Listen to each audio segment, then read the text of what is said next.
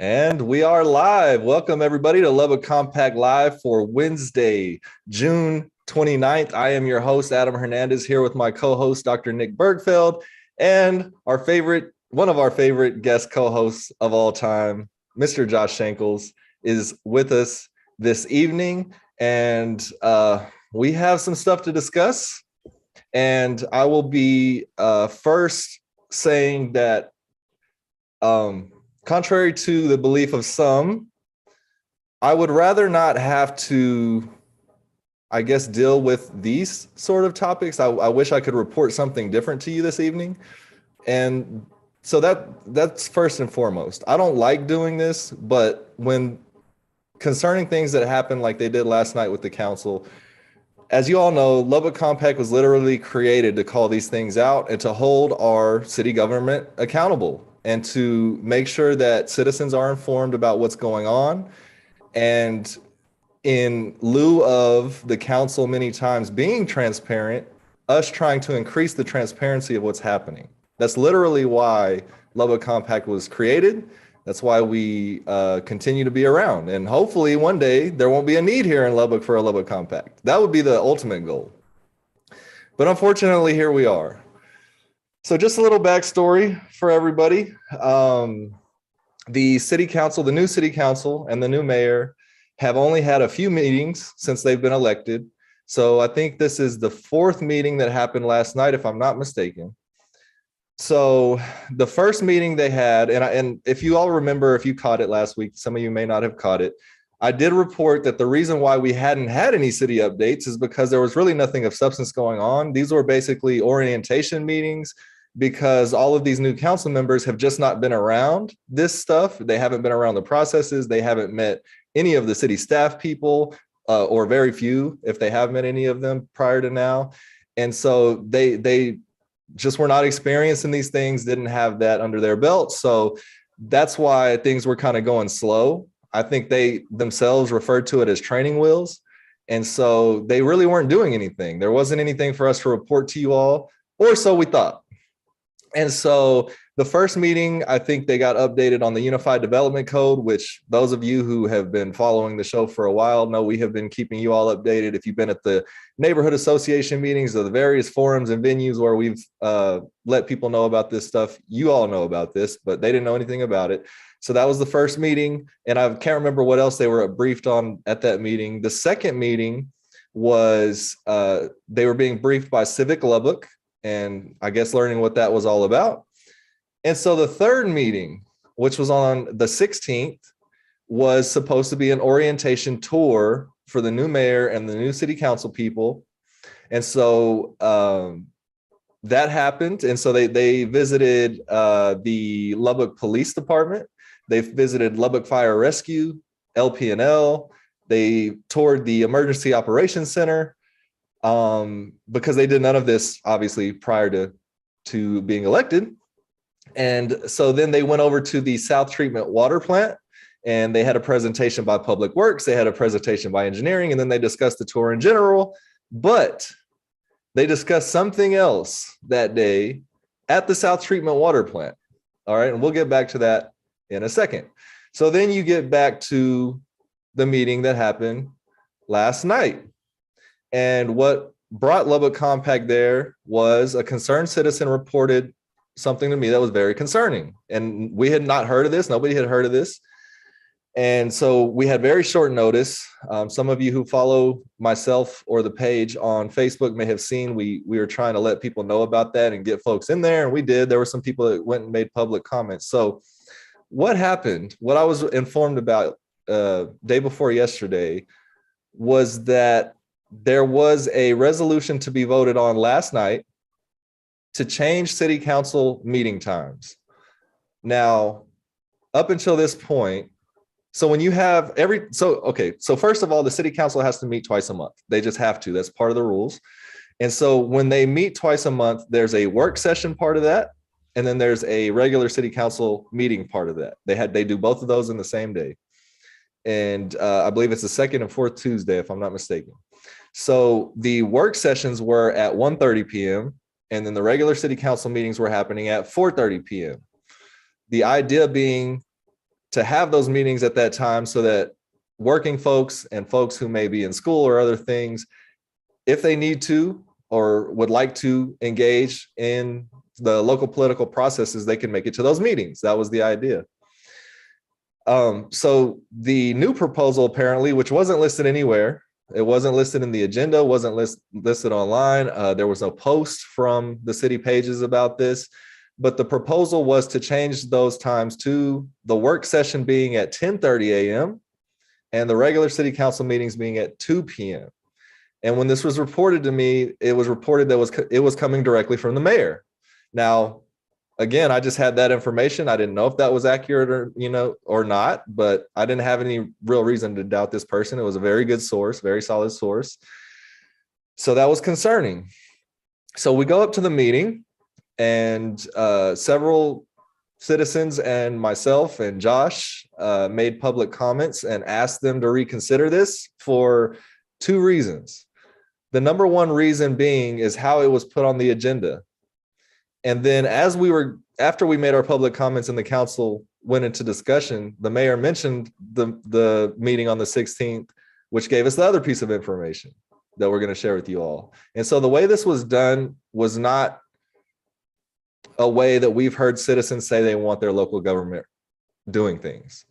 In fact, we've heard over and over and over that people want more transparency, and they want that, and so that the trust gets rebuilt between the citizens and city council so that they feel like it's worth their time to get engaged.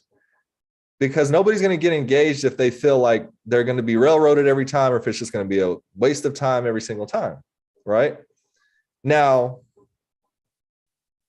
I had a unique experience with all of the new city council, so I was able to see them at many forums on the campaign trail and interviews and all sorts of things where we had to speak in front of groups and answer questions. And one of the things that every single candidate had said on the campaign trail prior to being elected was that they were going to lean into transparency and citizen engagement, and that they were going to try to help with the mission of improving the perception of the city council. All of them said this in one way, shape, or form or another, over and over and over again. They all mentioned not wanting to do things the way they had been done, where decisions are made behind closed doors without any citizen input, and they come out and vote on them. And they all said this. And they said it with a lot of conviction and a lot of confidence. And so I can tell you right now, I thought they were being completely forthright, and I thought that that's what they meant. All right. So I was not expecting this. And then I was not expecting the outcome after we made public comments. So how they had it on the agenda for yesterday, which in my public comment, I specifically called out, is buried in there first and foremost, but it reads like this. It says, consider a resolution adopting revised and updated City of Lubbock City Council rules. That's it. That's all it says. It doesn't say anything about changing the times or anything like that.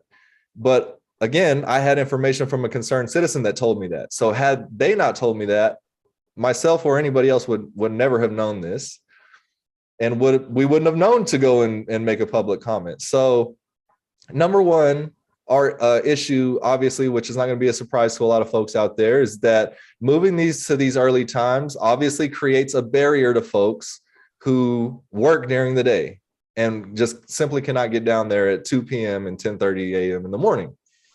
So that was number two in my mind. The number one thing was how this was done, how it was labeled on the agenda. That's a lack of transparency. By definition, that's a lack of transparency. And so I stated that to the mayor. I stated that he and I had talked many times, and I felt like he didn't want to be moving this way. And so I asked him to reconsider. Well, apparently the discussion had already happened. And so a few things happened in response to our public comments.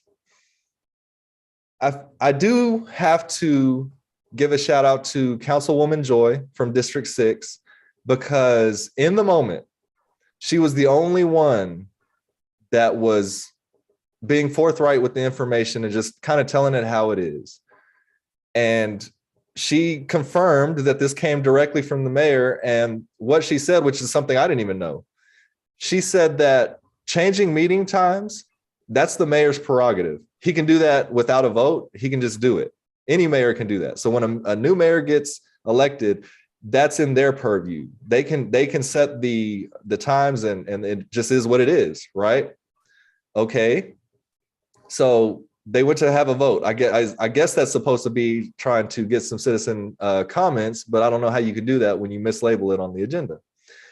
Well, one of the things that happened as the city council was discussing the comments and what was said, and after Ms. Joy made this comment, I and others, so it's not just me, and you can go and look at the video if you'd like to see it for yourself. The video is online, the city council meetings video on demand.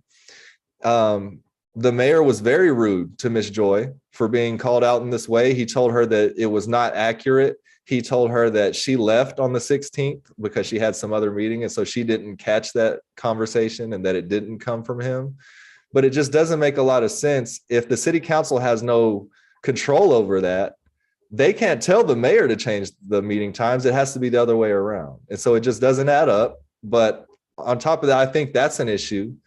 The mayor position is supposed to set the tone and also be able to bring the council members along to get stuff done.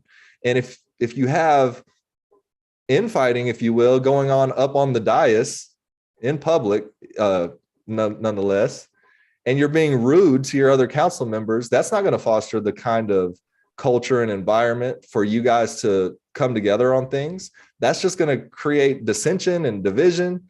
And so that was concerning. The other concerning thing is they basically dismissed what we were saying. He said it was all inaccurate. He said that they didn't do it in a non-transparent way, which was false by definition. And then he mentions the meeting on the 16th, which was the tour I was just telling you all about. Now, I don't know about you, but I don't know a whole lot of citizens that are going to look at an agenda or look at a meeting that says, oh, well, we're going to take a tour of the city and think that they're going to discuss some serious city business in there. But they did. And they did that at the South Water Treatment Plant, which, if a lot of you folks don't know, is on the way to Slayton. Right? It's in the south, it's to the southeast of the city, and it's on the way to Slayton. It is way out there. So the thing that was implied, or it may not even have been implied, it might have just been said directly that, well, people had their chance. We posted it on the agenda on the 16th and nobody showed up. So folks, if you want to make public comments, you might want to check where they're having the meeting at, because you may have to drive almost to Slayton, to the South Water Treatment Plant, and you may have to be there at 4:30 p.m. when they put this on the agenda. So this is the item he's talking about. Adam, is there any availability of public comments on that agenda? You know what? That's a good question. No. There was no. Oh wait, there was no there's not even the opportunity to give public comment on it. Wow. Yeah. Yeah. But let's just say there was, right? Let's just say if you showed up, they were going to let you speak. All right. This is the agenda item that he's talking about that was so clear that, of course, they put out the information, just nobody came. This is what it reads like. Discuss starting times, schedules, and the procedures for proclamations and special recognitions at city council meetings, including the organization and structure of city council meetings. So, does that say to anybody out there, we're changing the meeting times? That says a whole lot to say nothing, actually, but it says a whole lot, and it doesn't say anything about changing the meeting times. And then you go back to the agenda from last night, and once again, consider a resolution adopting revised and updated City of Lubbock City Council rules. That by definition, because you were doing something else, you were changing the times of the meetings, you weren't doing all that other stuff that you talked about. That by definition is done in a non-transparent way. Okay, so for anybody to say that what we were saying was inaccurate is inaccurate, but it's more concerning when it's the actual mayor and the actual council people saying this. And in my opinion, they weren't, and I told them this, so I'm not telling you guys anything I didn't tell them during the thing and after it. It felt like they were talking at us and not trying, they weren't listening to hear or understand or consider. They were listening to respond. And so we had a very passionate conversation outside of chambers with some of the city council members. And now I have to give another shout out here because Mark McBrayer, who is the newly elected council person for District 3, which is Central Lubbock, he was the only one, because we were raising these issues and saying that this is a problem to put it on the agenda like this and y'all were doing something else. And he agreed and he said it was not clear. He did say that he pushed back with city staff on that and said, this is not clear. I would like to see it be more clear about what we're doing here. So I will give him his flowers as well. And that is encouraging to know that we have at least some folks on the council who are more concerned about doing the right thing and less concerned about being right. So that's my rant about that. I think that this is a problem for two reasons. The first reason, as I told the mayor, is they said the opposite of what they just did continuously on the campaign trail. That's their word. And then they got up there on the dais and went against their own word. That is an issue for anybody, but it's even more so an issue in my mind when this is an elected official. Okay. So that's number one. Number two, which is the absolute biggest part of all of this and why I'm so passionate about this and why I will continue to push back hard on this if this continues this way, is because, as you all know, Lubbock Compact's mission is more transparency with government and making decisions based on data and science and reasoning to make our city the best it can possibly be. Now, you can't do any of that if you have a culture where the citizens don't trust city council. That's literally what just happened with the street bond election that failed. That was a big part of it. A big part of it was Broadway. A big part of it was people's misunderstanding about the debt of the city. But a big part of it was the distrust that citizens have, the branding problem, if you will, that city council has, that I've been trying to explain to them and get them to do something about for nearly 3 years of my life at this point. Okay. And if you don't do anything differently, then nobody is going to perceive the city council differently. What we saw last night is what we've seen over and over and over. And again, what these candidates said that they were against and that they wanted to do something different.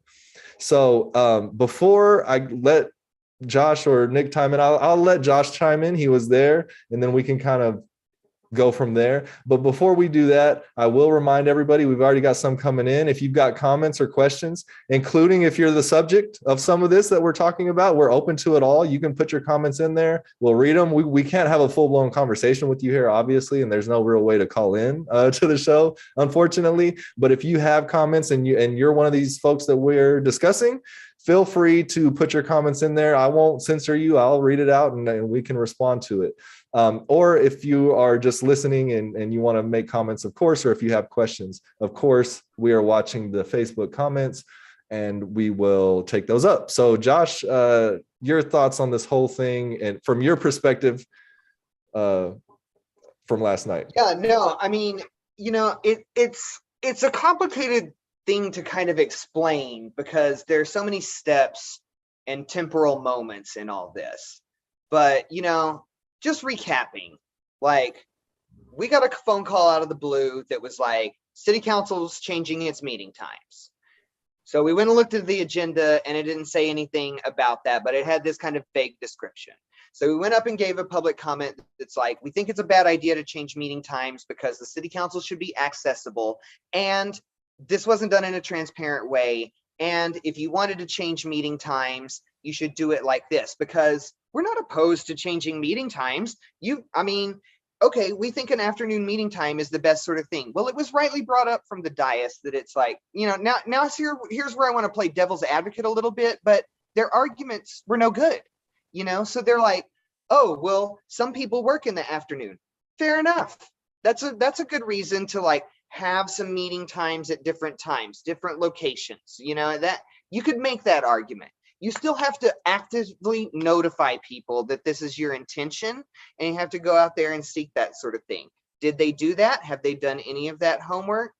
Of course not.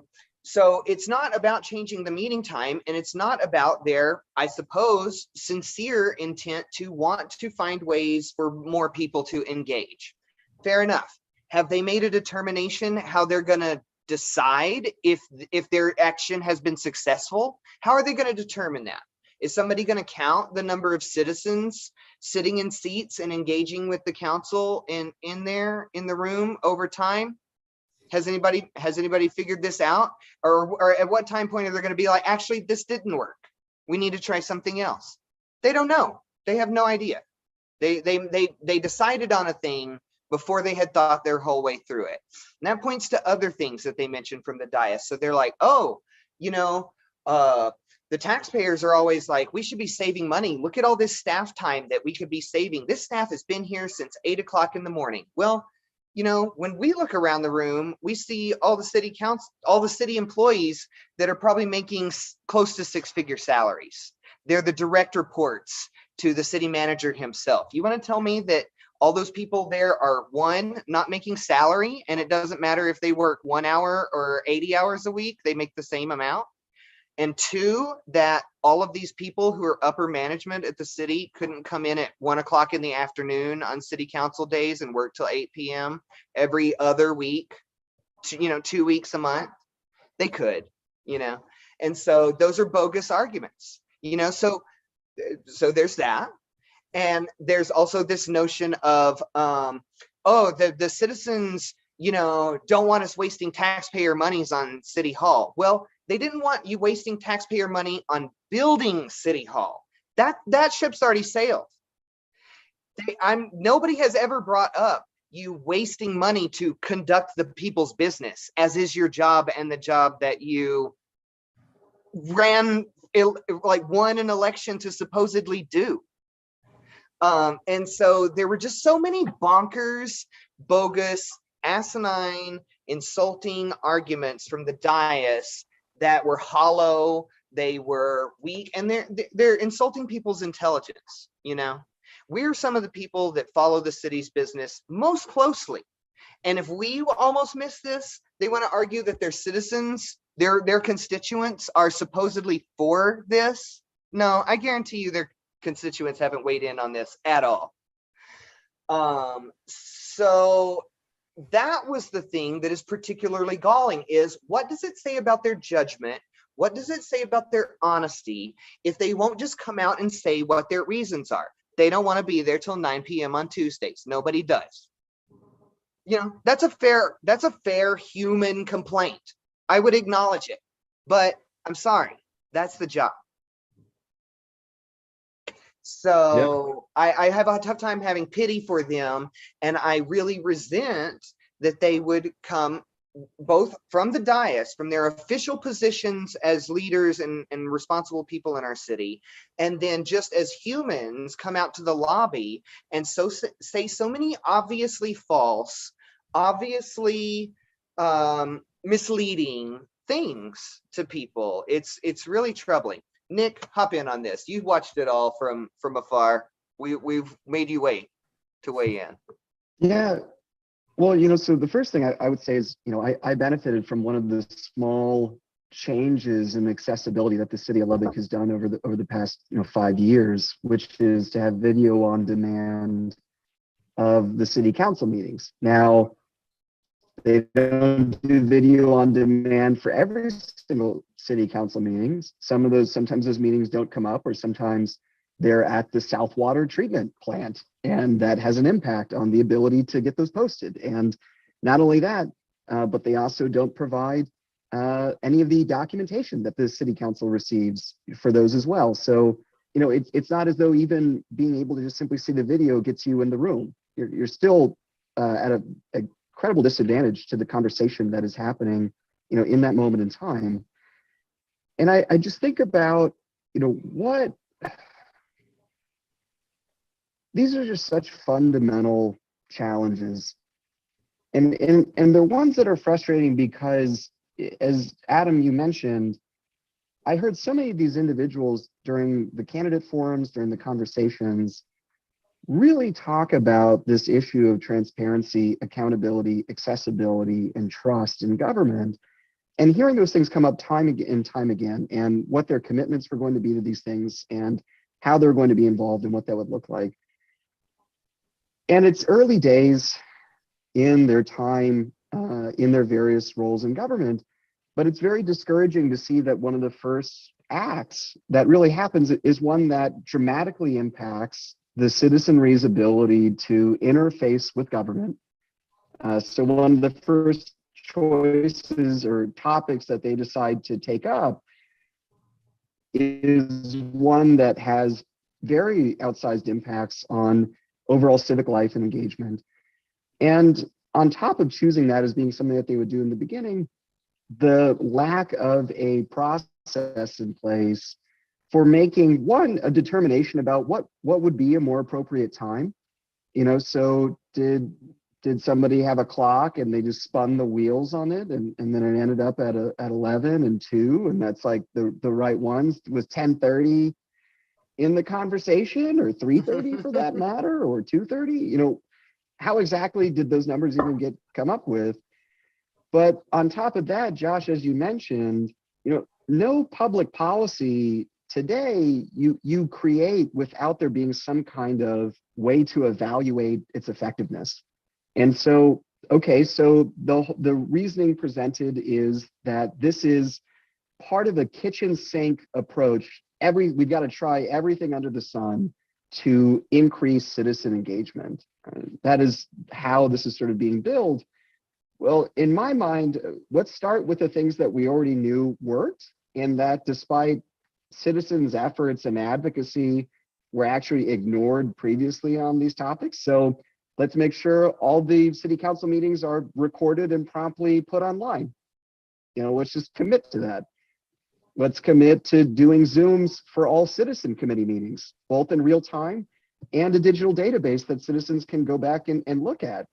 Let's commit to written public comments and the ability for citizens who maybe they're mute, or maybe they're physically unable to make it out of their home, or make it to Citizens Tower, which is not handicap accessible, or it could be a lot better.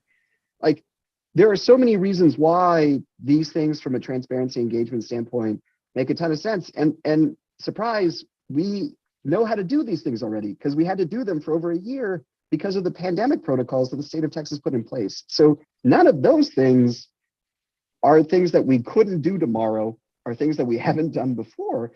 And that you could definitively say there are ways and metrics to track the fact that those had a positive impact on community engagement.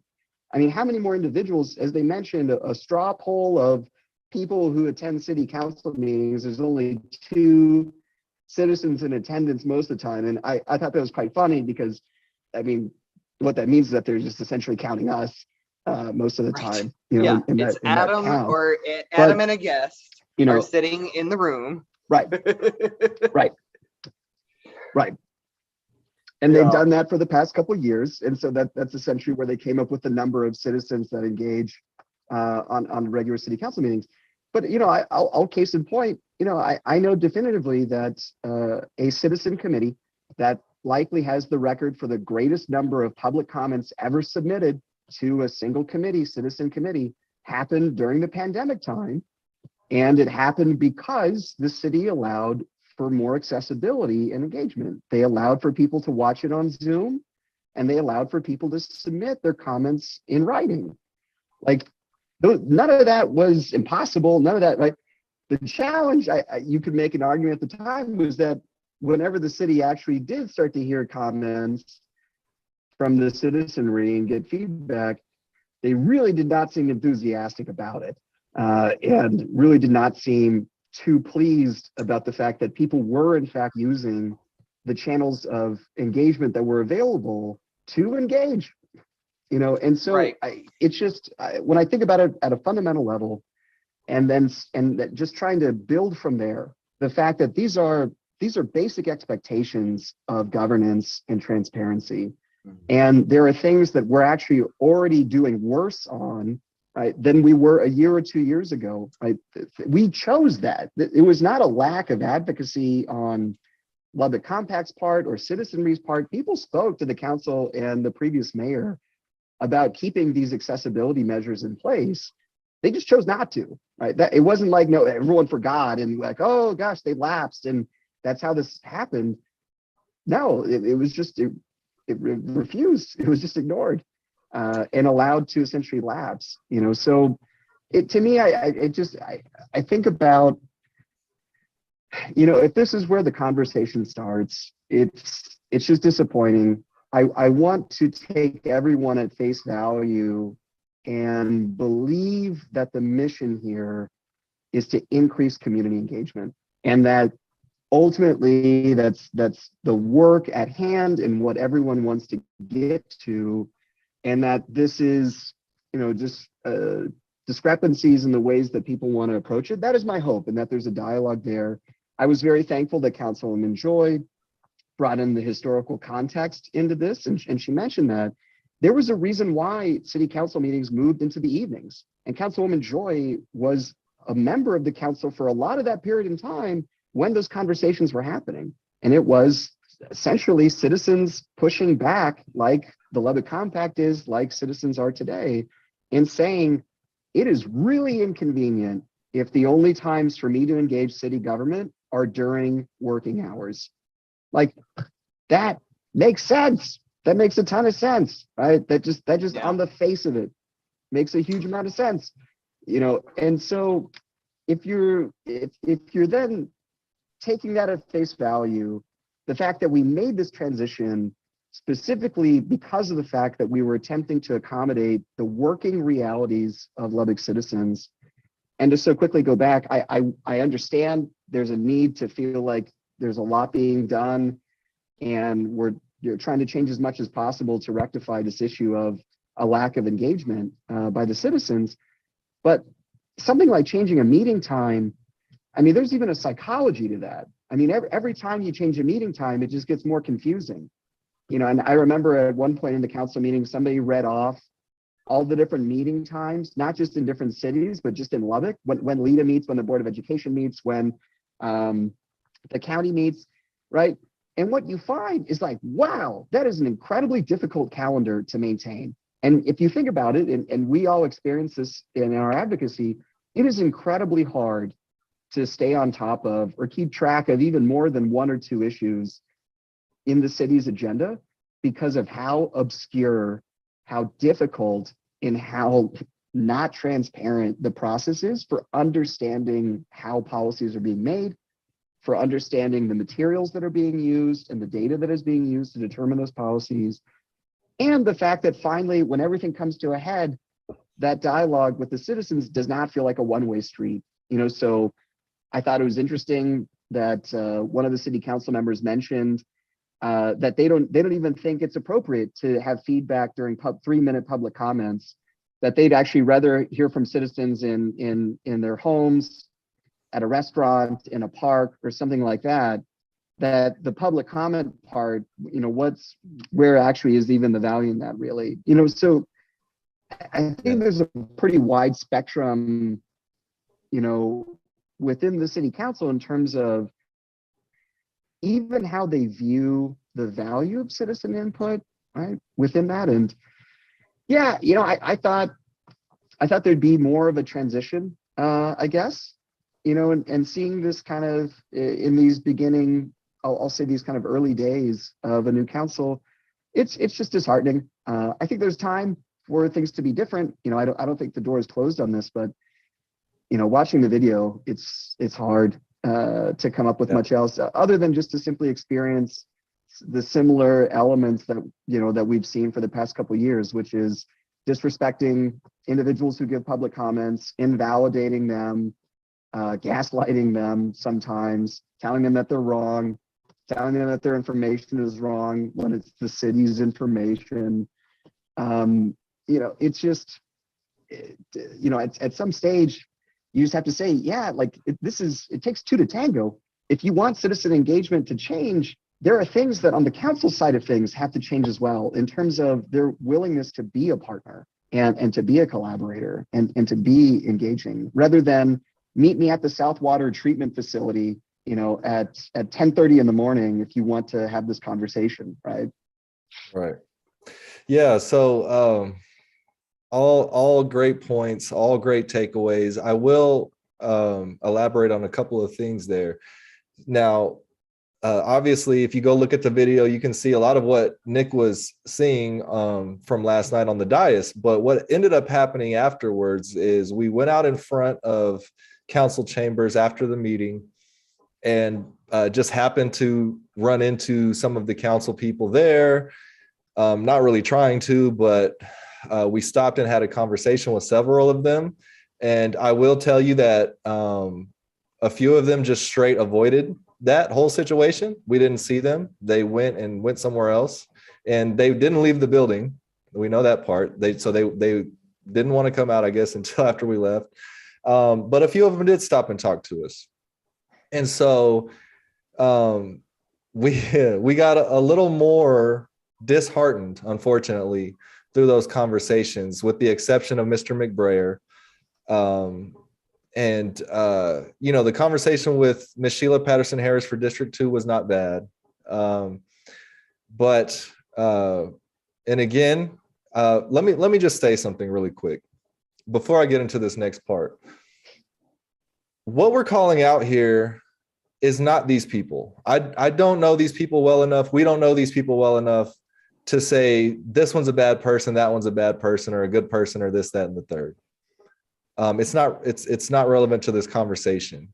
What is relevant to this conversation is the behavior and the choices. And behaviors and choices can be changed at any time by the individual making those choices and acting with those behaviors. Okay, so this is the point I want to get across. And for what it's worth, and from the conversations that we had, unfortunately, with some of these council members, I think it'll fall on deaf ears, but this message is for them. And I know they're going to be watching this. They're very interested, I'm sure, to see what we have to say. And just a last disclaimer is all of this is from a place of wanting to help the city, first and foremost, but also wanting to help the council. And you can go all the way back to the one-on-one conversations that I had with council when Lubbock Compact first began. And you all have heard about some of that. When I had those one-on-one meetings, that's what I told them back then, is we are trying to help you as well to repair this brand that the city council has. It needs to be fixed. But if you operate from a place that you think it doesn't need to be fixed, then that is an issue in and of itself. You have to, as they said all on the campaign trail, you have to realize, okay, some of these things need to be adjusted. But then to get in there and not do it is a whole nother thing. So one of the things that happened that was not ideal, in my opinion, was the conversation with the District 1 City Councilwoman, Ms. Christy Martinez Garcia. Now, again, I want to talk about choices and behaviors when it comes to leaders. And leadership style, regardless of the leader, is a choice, regardless of the character of that leader. The leadership style is a choice.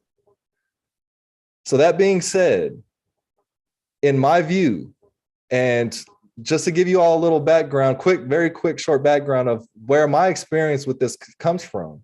I've managed several restaurants. I've been a general manager of 2 of them from a very young age, had 40 plus employees, several managers, all of this kind of stuff. I've built teams and been in leadership roles in various positions, various fields, pretty much since I was a teenager. So let's just start there. This is where my experiences come from. And so with that background, what I have seen play out, because when you're in any type of field, whether that be leadership or whatever it is, you see patterns, right? And so from what I've seen, the need to be right is not a good leadership trait.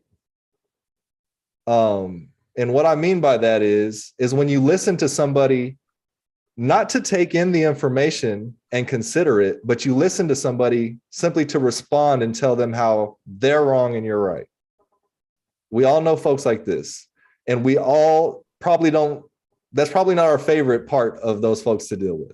Okay. So the need to be right, especially when you're a leader, is going to cause those who you are leading to have a lot of resentment, and other things are going to happen.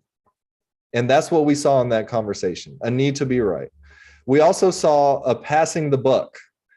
Now, again, from what I've seen, the most effective way as a leader to think about this is that the buck stops with the leadership, because that is in fact what it is. There is no buck to pass when you're the leader. Okay. So when somebody comes to you, it's not for you as the leader to say, oh, well, that's somebody else. Somebody else did that. Or I can't do anything about that. And that we got a lot of that. And then when I had mentioned to her that she was doing the exact opposite of what she ran on, she got very upset. She started to raise her voice. So collectively our voices raised just so we could hear each other. But I told her again, you're doing the opposite of what you ran on. She said, no, I'm not. I said, Miss Christie, you're on video everywhere. She said, I don't care. That is a problem. And again, I'm calling out the behavior. I don't know Christie well enough. We've had interactions, but I don't know her well enough. But I know that this behavior is not going to create progress with the brand of the city council. That's going to go backwards, which is what I told her. If we continue to move in this direction, the city is going to go backwards. And the reason, as many of you know, that I'm so passionate about this and why this is so frustrating and so disheartening is, number one, it's real life. This is real life for our city. Our city is growing rapidly. We need a different type of leadership style. The leadership style that's been happening is not going to get it. That gets it when you're a small town. It doesn't get it when you're a big town.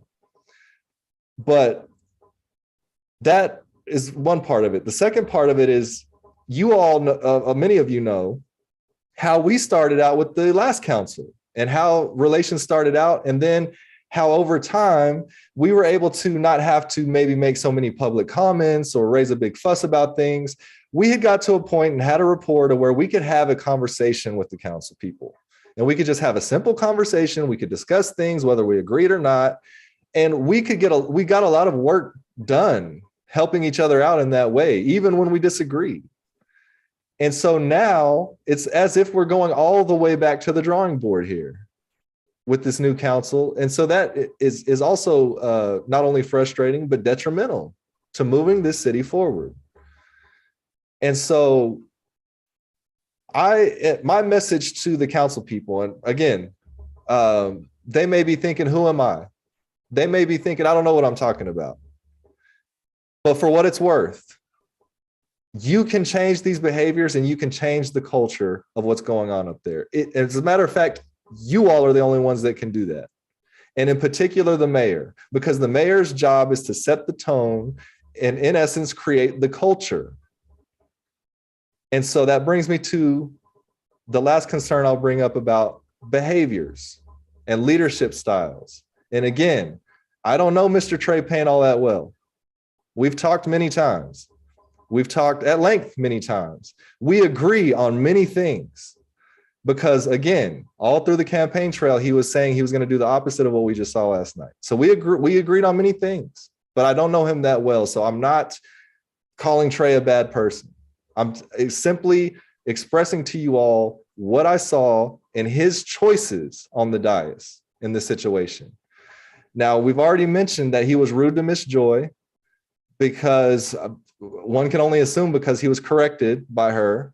So he had some words for her in his response, which was not becoming of leadership, in my opinion. He got very flustered by the comments. that people were making as far as about him being non-transparent, and he said all this on the trail, he's doing something different. He took offense to that, though it was accurate, and then he called it inaccurate. So not only reacting in that way, but also just doubling down on the inaccuracies. This would be troubling enough if it was a council person. This is doubly troubling because it's the actual mayor. And so, again, my message to you all is, if you want to do what you stated on the campaign trail, which everybody on this call and probably most of the people watching this show agree, if you want to do what you did on the campaign trail, you will have to start making different leadership choices and start conducting this business in a different way. If you decide not to do that, we're just going to see more of the same, more of the stuff that you all complained about on the campaign trail. We're going to continue to see that being manifest through you, the very people who are complaining about it. And where is that going to end up? That's going to end up with policies that turn out very bad for our city, as we've already had, because you're taking a stance that, oh, well, these citizens don't know what they're talking about. You have no idea who some of these people making these public comments are. So there's value in the insights that you can get from the citizens. We're not there to bug you. We're not there to keep you until 7:40 p.m. last night. We're not there to do any of that. And as a matter of fact, to be completely honest with you, we all wish that we could just stay home and this stuff would just work. But because these choices are being made, we feel we have a duty to step in, because that's the role we took on. That's the charge we swore ourselves to, is to hold our city council accountable and keep the people informed in lieu of a lack of transparency. And we will continue to do that. And we will continue to call out things. Now, on the flip side, if this behavior changes, or if you do things that are positive, you can go through our Lubbock Compact Live catalog. Go through it. It's there for, I don't know, 2+ years. Go through it all. We will say that as well. And we'll give you your flowers as well. And we would love to come on here and report, you know what? This city council did this great thing or that great thing, or they interacted really well in this situation or that situation. We would prefer to do that. And so again, for whatever it's worth, that's my spiel on it. And so we are 10 minutes away from the closing of the show. Guys, do you have anything else you want to add before we sign off? Yeah, I guess for me, I'm always just sort of thinking about where does the city go as a community, and where are we going, and how are we going to get there? And when I think of the issues that have to be dealt with, there are things that are within our means. There are things that the city council can do. And so it becomes a question of, is there consensus? Can we find approaches that people feel good about, that are high impact, that are data driven, that have evidence behind them, and can we move on those? And the challenge for us as a community has been, no, we can't move on those things, because right now there's so little engagement and trust between the citizenry and the system of government above it, that it's just hard to move any kind of initiative forward, to do the kinds of things that a 21st century needs to be doing. If where we're stuck is, hey, it would be really great if citizens could see the same materials, presentation materials that our city council receive, it'd be great if they could get those too. The fact that we're at that level of conversation, wouldn't it be great if we could create some kind of stored media locker that will have all the recordings of the city's committees and things like that? Like, the fact that that's where we're at, that we're having to debate that there is inherent value in allowing for people to submit a written public comment, and that that just because they couldn't be in person for one reason or another doesn't mean that that comment is invalid, or that they're worth less as a citizen because physically they couldn't presently be there. You know, the fact that we're still having those challenges, you know, it